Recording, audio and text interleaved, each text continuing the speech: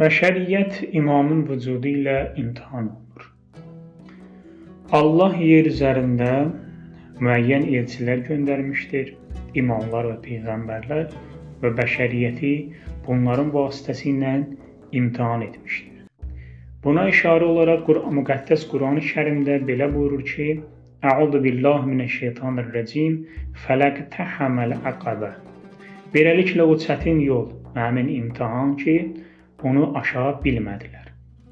Allah Teala haqqı batildən, batili haqdan ayırmaq üçün və doğru yol tapmaq üçün müəyyən elçilər göndərmişdir.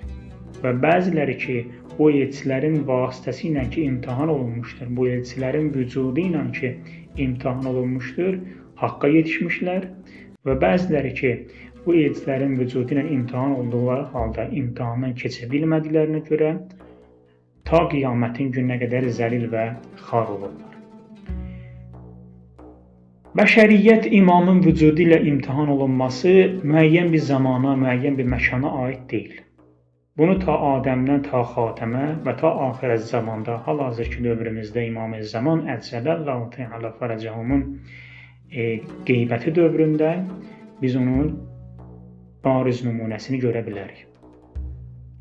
Bəşəriyyət ki, yaradılışın əvvəlində imtahan olunur. Bunun bariz nümunəsi İblisin öz vücududur ki, İblis Həzrəti Adəm əleyhissalamın vücudu ilə imtahan olunur. Allah-u Teala'nın əmri ilə ki, İblis Həzrəti Adəmə səcdə eləməli idi, itaət eləməli idi, yəni dövrünün imamına, İblisin ki, dövrünün imamı ki, Həzrəti Adəm idi, öz dövrünün imamına tabi olub, ona itaət eləməli idi, ona səcdə eləməli idi və nəticədə İblis bundan boyun qaçıraraq itaətsizlik elədi. İmamın, Həzrəti İmamın, yəni Həzrəti Adəmin vücudu ilə imtahan olunduğu üçün bu imtahandan keçə bilmədi və ta qiyamətə qədər zəlil və xar oldu. Biz diqqət etdikcə görürük ki, bunun digər bariz nümunələri də elə Peyğəmbər sallallahu aleyhi və səlləmin öz vücudunda və Həzrəti Əli ibn Əbi Talibin vücudunda da diqqət eləyə bilərik. Görə bilərik ki, Həzrəti Əlinin vücudu ilə imtahan olunduqları halda bəziləri bu imtahandan keçə bildilər, Həzrətin yanında oldular və bəziləri ki, gəldilər onun qapısını yandırdılar, bu imtahandan keçə bilmədilər. Və digər məsələ övladı Hüseyn ibn Əli. Həzrəti İmam Hüseyn əleyhissalamın Kərbəlasında ki, bəziləri İmam Hüseyn əleyhissalamın başını niziyə vurmaqları halında ki, İmam Hüseyn əleyhissalamın başını niziyə vurdular, buna tamaşa edirdilər və nəticədə onlar imamın mübarək vücudu ilə imtahan olunduqları halda imamın yanında olmadılar, ta qiyamətə qədər zəlil və xar oldular. Gələk bu məsələni imamın vücudu ilə ki, Allah Teala müqəddəs Quran-ı Kərimdə buna işarə elədi ki, bəşəriyyət öz dövrünün imamı ilə imtahan olunur və bütün peyğəmbərlərin və bütün imamların vücudu ilə bu zamana qədər, ta axirət zamana qədər ki, bəşəriyyət imtahan olunmaqdadır. Axirət zamanda da ki, bəşəriyyət Həzrəti İmam Məhdi Əcələllahu Teala Fərəcəhumun vücudu ilə imtahan olunur.